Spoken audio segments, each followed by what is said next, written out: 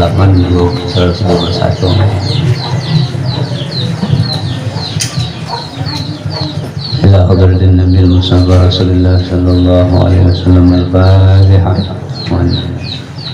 Bismillahirrahmanirrahim.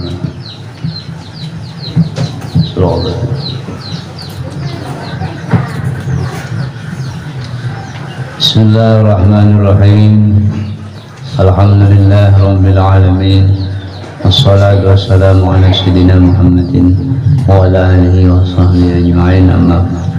Qala al-musannif rahimahullahu ta'ala wa nafa'ana bi ulumihi. Al-faslu tsani fi ma yutahharu bihin najasatu. Pasal yang kedua itu pada menyatakan sesuatu yang menyucikan akan segala najis. Ketahui olehmu bahwasanya yang menyucikan akan najis itu ada kalanya jamid, yakni artinya sesuatu yang keras, jamid. Dan ada kalanya ma'i, yakni sesuatu yang cair. Membuangi najis itu bisa dengan yang cair, bisa dengan yang keras. Adapun yang jamid itu yaitu batu atau kayu atau barang sebagainya, termasuk kayu bupangki, mana termasuk dehen kayu, tambingkar jurung beri, bacaan dekor termasuk aja juga. Karas bersih, nah itu jamid. Yaitu tiap-tiap yang keras lagi suci, lagi kasar, lagi kasar. Kalau paring ada kasar, kalau ada debenya ada paring misalnya, kami kita jadi beristinja lawan paring itu haur termasuk itu kada kasat nih. Ini kada kau dibuat beristinja. Daun pisang licin gitu, menjar. Nah itu kada kawa beristinja lawan itu. Cuma banyak orang daun pisang. Daun pisang mau kami prak kali lagi. Nah dari tanah ada nak karing kan nyandel. Jangan lawan daun kararas. Dan yaitu alat menyucikan bagi istinja dengan syarat istinja adalah yang keras, lagi suci, lagi kasar, yang tiada dihormati oleh syara, seperti yang lagi akan datang pada kaifiat istinja itu. Yang dihormati oleh syara tak kayak wadai tangan wadai bakami. Nah bakami untuk lagi nanti besok untuk kualitakan, nah itu dibeli. Nah itu haram makanan. Mau mandi di orang ada bakami buka kain di rumah. Adapun sesuatu yang cair itu maka yaitu tiada menyucikan akan najis, melainkan air yang mutlak, yang suci lagi menyucikan. Banyak diambil tak kucau deh, dikucau. Kami, nah itu dibesokan, kadu boleh deh. Sudah tak udah banyak. Apalagi berbodoh, mau banyak tak boleh kaimbir dan. Nah itu banyak mustamal deh, ada kawan. Kecuali banyak. Kayak dipulang kenal lah, ayah gitu kawan bapak. Nah,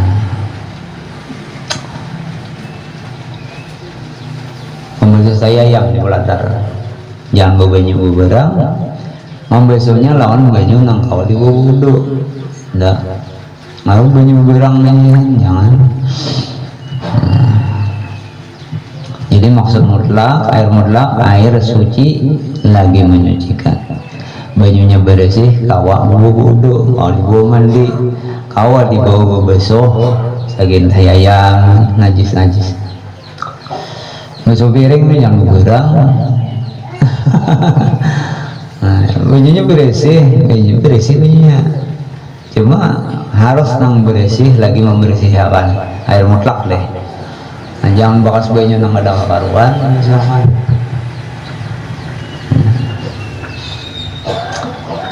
Dan air itu terbagi atas 4 bahagi. Biasanya kalau di dalam ilmu fikih 3 izin tuh, sini 4 lah. Pertama, air yang suci lagi menyucikan, tiada makruh memakai akan dia, yaitu air yang mutlak dari dalam.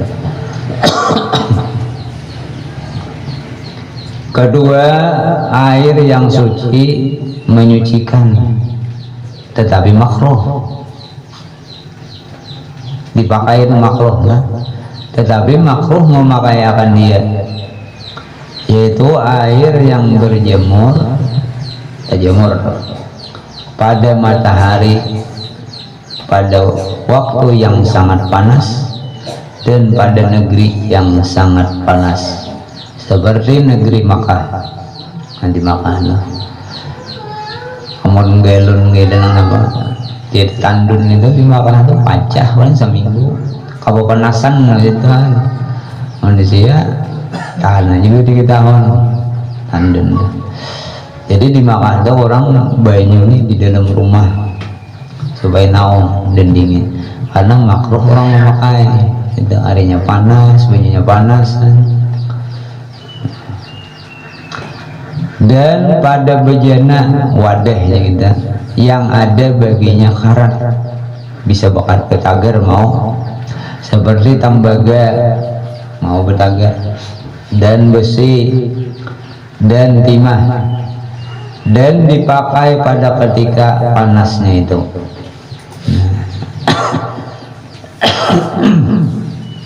Suci tapi makruh memakainya. Bersalahan jika dipakai kemudian daripada disejukkan, didinginkan dulu, jadi pakai, nah itu kalau makruh.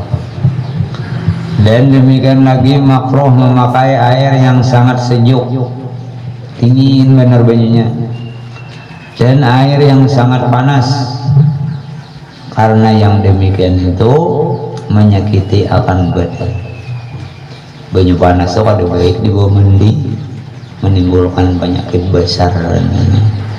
Orang bahari dijemur banyu, jemur jauh sembir, jemur udah panas jadi mandiakan. Pada praktik daripada dokter untuk udah boleh, nah, bisa menimbulkan penyakit besar, kusta. Nah, yang ketiga, air yang suci bersih banyunya tetapi tiada menyucikan, kadang awal dibubuh, yaitu air yang telah dipakai untuk mengambil air sembahyang yang fardu atau mandi yang fardu, atau air yang telah dipakai pada menyucikan najis yang tiada berubah baunya dan warnanya dan rasanya, dan tiada lebih timbangannya daripada sebelum dipakai pada menjemur menyucikan najis itu. Nah, bersih bajunya, cuma kada kawa dibawa wudu kada kawa, dibawa mandi kada kawa. Nah, tapi bilanya banyak 50 imbir, nah 50 imbir susul, tuangi kadrung kepulakan, nah itu boleh dipakai apa namanya. Nah, tapi bila sabuting aja saya imbir kada kawa dibawa wudu ada wudu. Tapi bila dikumpulkan banyu mustakmal ngarannya, banyu yang sudah dipakai dikumpulkan jadi satu, itu menjadi air suci menyucikan, jadi air mutlak jadinya.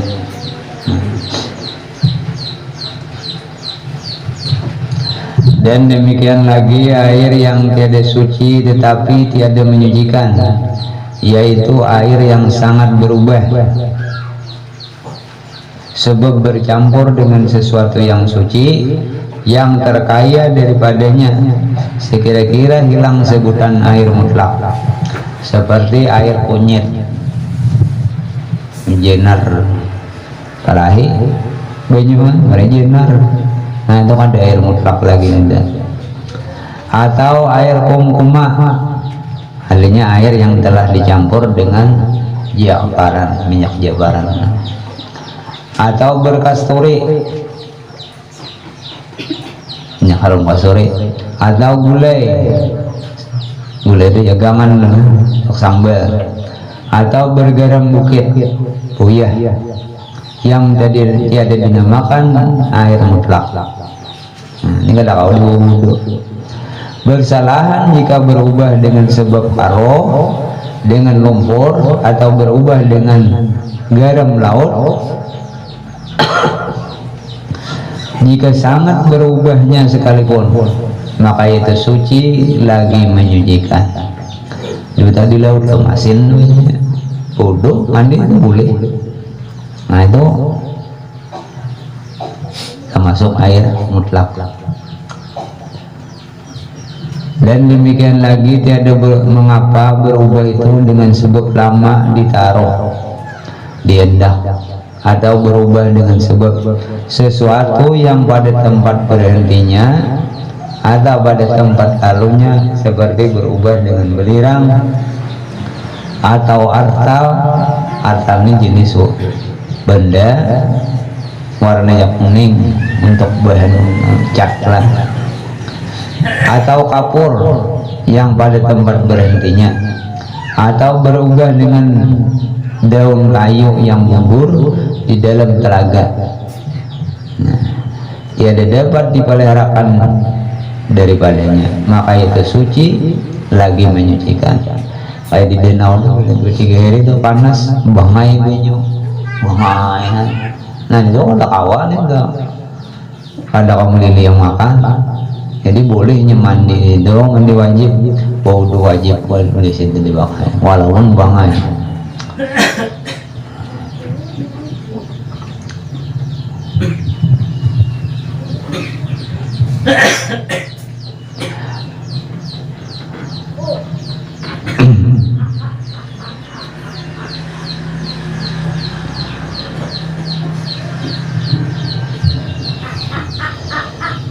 Maka itu suci lagi menyucikan, dan demikian lagi suci lagi menyucikan air yang berubah baunya dengan sesuatu yang keras, dijatuhkan di dalamnya, seperti garuk atau kapur yang keras, sekira-kira tiada bercerai jirimnya atau airnya atau kotorannya kepada air itu, atau cendana yang keras atau barang sebagainya, suci juga itu.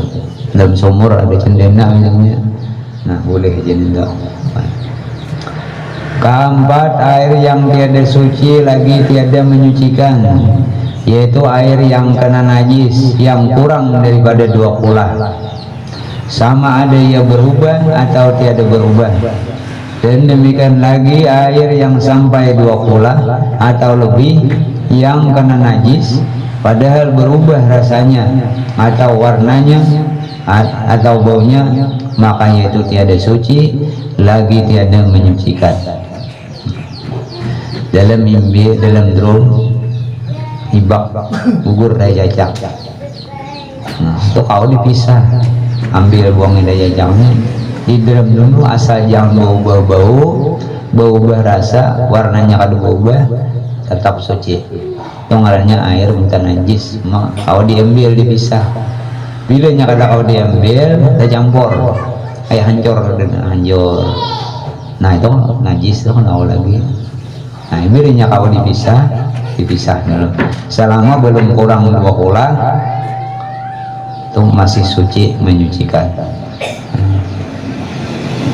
Karena sabda Nabi Sallallahu Alaihi Wasallam, "Idza balagal ma'u qullatayn lam yahmil khabatha." Artinya apabila sampai air itu 2 kula, niscaya tiada menerima akan najis. Nah, yakni apabila ada air itu 2 kula atau lebih, maka jatuh di dalamnya najis, padahal tiada berubah warna atau rasanya atau baunya, maka yaitu tiada najis. Dan jika berubah salah satu sesuatu daripada sifat yang tiga itu, yaitu jadi najis. Warnanya berubah, berbau kabangai, cacakan mati ya, atau rasanya, nah itu jadi najis. Bilinya kada berubah, kada najis. Bersalahan air yang kurang dari 2 kula. 2 kula nih 216 liter hitungan kita ya. Nah, dulu basta. Maka apabila jatuh di dalamnya najis, maka yaitu jadi najis air itu. Dan jikalau tiada berubah warnanya dan rasanya dan baunya sekalipun, karena kurang dari 2 kula, misalnya 170 liter atau 200 liter, gugur lah cacak, berubah kalau berubah. Kalau dipakai baju, ada kalau dipakai mandi, mana-mana tambahi bajunya dipakai, nah buang najisnya. Ini menurut mazhab imam kita Asy-Syafi'i radhiyallahu anhu. Inilah hukum air yang tiada mengalir, air menggena. Demikianlah disebutkan oleh Imam Al-Ghazali rahimahullahu taala di dalam Ihya Ulumuddin. Adapun hukum air yang mengalir itu, maka kata Imam Al-Ghazali rahimahullahu taala, betak banyu ini mengalir loh. Wa amal jari idza taghayyara bin najasati faljiriyatu mutaghayyiratu najisatun duna ma fawqaha wa ma tahtaha, lianna jarayatul ma'i mutafasilatun wa qadzan najisatun najariyatu ijajarat bimajral ma'i pan najisu mawqi'uha minal ma'i wa ma'an yaminiha aw shimaliha idza taqasara an qullatain wa in kana jariyul ma'i aqwa min jariyil najasati fama fawqan tahirun wa ma asfala anhu pan najisun wa in taba'ada wa kasura illa idza jitama'a min hawdi qadru qullatain wa idza tama qullatani min ain najisin fatahura wala ya'udu najisan bitafriqi hadza wa madhhabu Syafi'i rahimahullah ta'ala. Artinya adapun hukum air yang mengalir, jalan banyu cuma sorot ngabitang banyu mendalam ada jadi masalah nang sorot.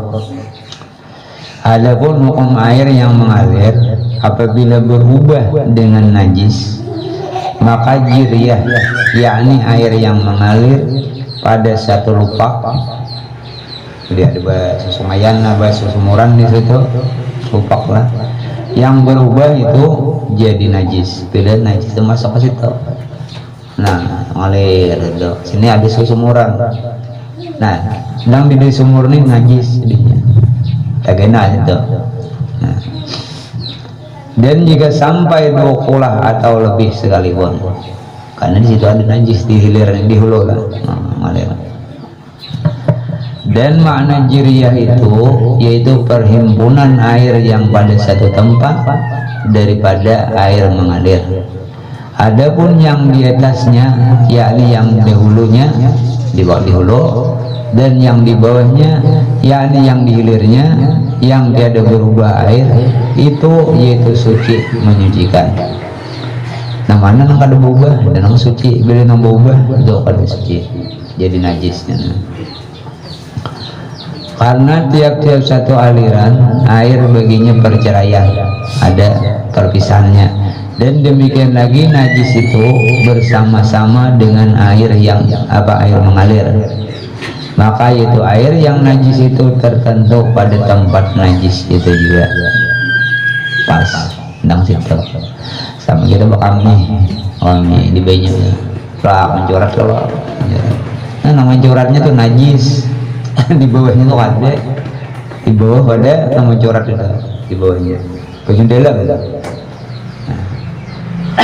Kami jadi membawa terus sampai pinggang banyak di tambahnya nih sampai pinggang, jangan tang keluar kami itu aja mana gue tambahan tambus juga banyak sampai mencorat kang. Tapi kira melacong banyak nama melacong itu najis. Kenal gurunya tiplak. Nah itu najis enggak besok aja. Jadi kalau kami biar itu mau nyawa separuh awak di besok baru angkat tapi bubu separuh biar besar itu. Itu apiknya nang itulah. Menambah barang kan ada bau najis yang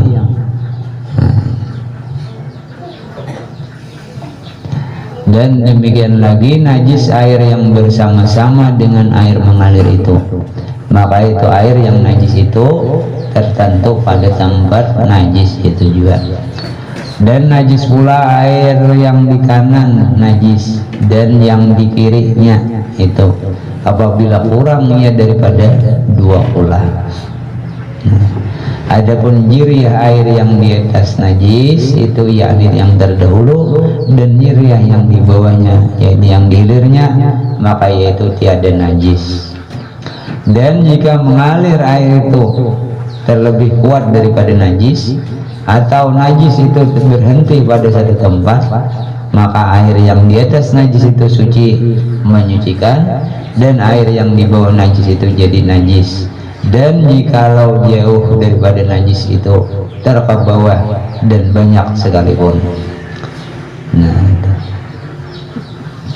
tetapi apabila berhenti di dalam satu lupak atau satu taluk sekira-kira sampai 2 kula, maka yaitu suci menyucikan. Dan demikian lagi apabila dihimpunkan daripada air yang kanan najis itu di dalam satu tempat, maka sampai ia 2 kula, maka yaitu jadi suci menyucikan dan tiada kembali menjadi najis. Ia sebab dicerai-ceraikan. Inilah pada mazhab imam kita Syafi'i rahimahullah ta'ala. Air nakan najis banyak kumpulakan jadi satu, jadi bersih, jadi suci menyucikan. Itu di cibuk seimbir pulang kata banyak suci. Nah itu udah jadi suci.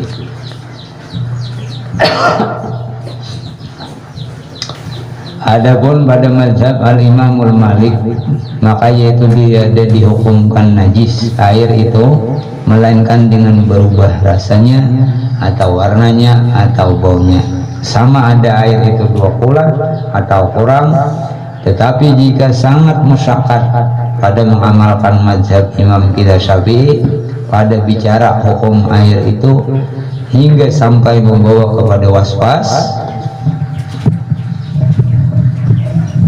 ketika dan banyak air yang berhenti yang berhimpun 2 kula lagi mahal seperti di negeri Makkah, maka di negeri Madinah atau di negeri Madinah, maka ketika itu tiada mengapa ia taklid kepada mazhab Imam Malik itu, karena sabda Nabi sallallahu alaihi wasallam, ikhtilaful ummati rahmatun, artinya bersalah-salahan umatku yang ulama itu rahmat.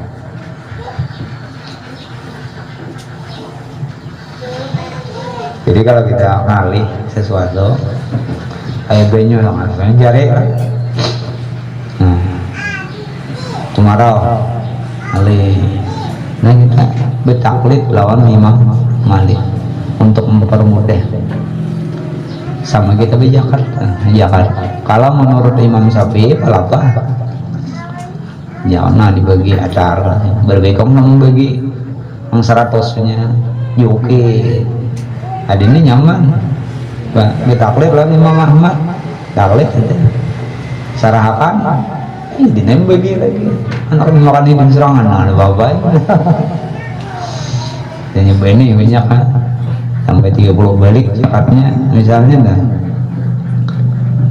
Nah, kalau Imam Syafi'i tunggal balikan dia tar situ menyetak balik kasih itu dibawa dijoki dia tar maka langsung berniat nah ini zakat ulun fitrah ulun zakat ulun dan zakat ulun benih tarimakan biar terima kasih itu dina pulang kan 8 itu tapi bila dikumpul 30 balik hiau 2 orang atau 3 orang atau seorang hiau kan mengeluarkan zakat iya jadiin bertaklid sidin kepadanya apa Imam Ahmad Musa bin Ujair nah taklid itu sudah jadi ini sidin lagi membagiakan kadang alih lagi itu. Jadi bilangnya kali sesuatu boleh kita bertaklid kepada imam tapi imam yang 4 saja yang lain jangan lain jalur itu turun pada rumahnya jangan boleh akan menjemak sampai yang asal turun pada rumahnya ada hitungan palnya ada misalnya gitu nak banjir sampai di muara pas waktu sampai ya mak boleh gitu asal turun pada rumah itu ada nih itu cuma lainnya imam nang 4 namun buat Imam Malik, Hanafi, Imam Syafi'i, Hambali nah itu ada kawan itu nah jadi kita 4 boleh karena 4 saja menang lain beraya karena itu bisa dimudahkan kan turun pada rumah nyinyum hitungan musafir nah itu harapnya jadi kadang awak di luar pada mazhab 4 nah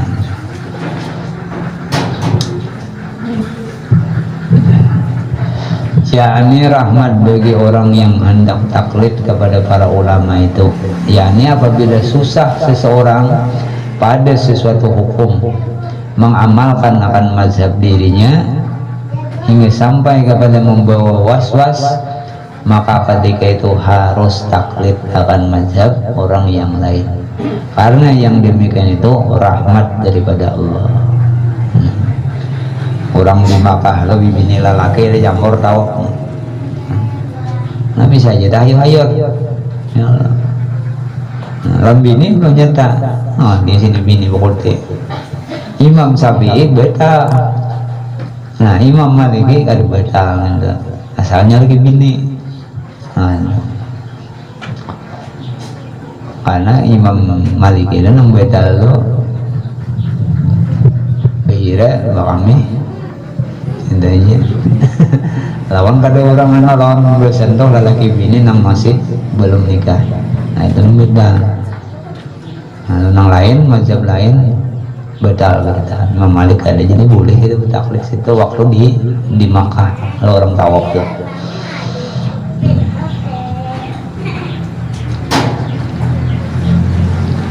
nah di sini lah dari karena inilah kata Al-Imam Hujjatul Islam Al-Ghazali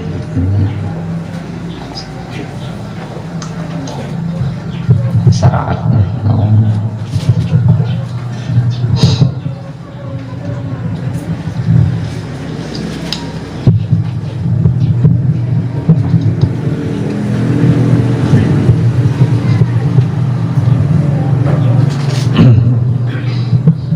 Al-Fatihah. Iya kan Allah.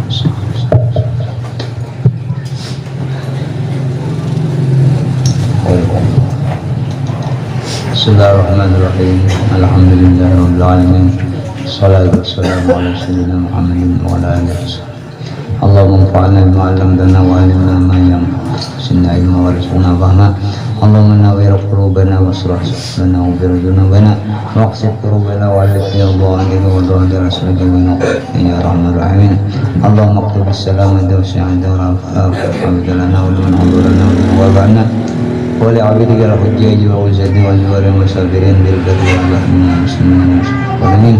Allahumma tawil umurana wa sahil umuran sayyidina wa nabiyina sayyidina وإلى الخير قلبنا ومن الشر عبدنا ولحوائجنا في الدين والدنيا والآخرة.